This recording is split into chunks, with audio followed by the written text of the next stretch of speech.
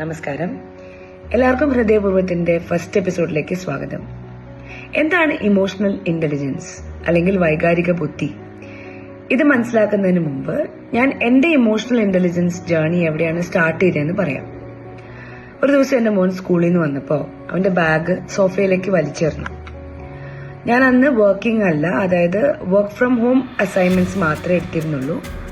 Full time working അല്ല.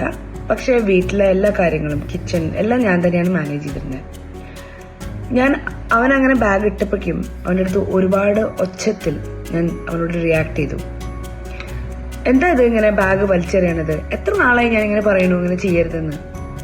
അവൻ എന്നോടൊന്നും മറുപടി പറഞ്ഞില്ല. അവനൊന്നും മിണ്ടാണ്ട് ബെഡ്റൂമിൽ പോയി.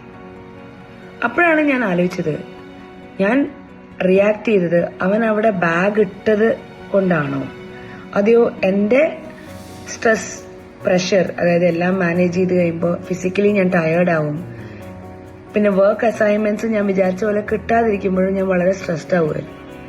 അപ്പൊ അതുകൊണ്ടാണോ ഞാൻ അപ്പോൾ റിയാക്ട് ചെയ്യുന്നത് എന്നുള്ളത് ഞാൻ ചിന്തിച്ചു. ഇവിടെയാണ് ഇമോഷണൽ ഇന്റലിജൻസിന്റെ ജേർണി. എനിക്ക് എന്റെ മോനോടോ അല്ലെങ്കിൽ എനിക്ക് ചുറ്റും എന്നെ സ്നേഹിക്കുന്നവരോടോ അങ്ങനെ പെരുമാറുണ്ടായിരുന്നു. ഞാൻ എന്തിലൂടെയാണ്, എന്റെ ഇമോഷനിലൂടെയാണ് കടന്നു പോകുന്നതെന്ന് മനസ്സിലാക്കി അവരോട് പെരുമാറാനും അവരെന്ത് ഇമോഷൻ അല്ലെങ്കിൽ ഫീലിംഗിലൂടെയാണ് കടന്നു പോകുന്നതെന്ന് മനസ്സിലാക്കി പെരുമാറുന്നത് എനിക്ക് ഇമ്പോർട്ടൻ്റ് ആയി. അവിടെയാണ് എൻ്റെ ഇമോഷണൽ ഇന്റലിജൻസ് ജേർണി തുടങ്ങുന്നത്. നിങ്ങൾക്ക് ഇങ്ങനെ പറ്റിയിട്ടുണ്ടോ?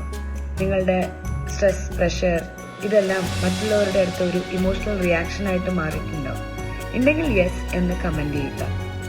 വരുന്ന ദിവസങ്ങളിൽ നമുക്ക് ഇമോഷണൽ ഇന്റലിജൻസ് കൂടുതൽ മനസ്സിലാക്കാം. ഹൃദയപൂർവ്വം, രജനിയിലൂടെ. Thank you.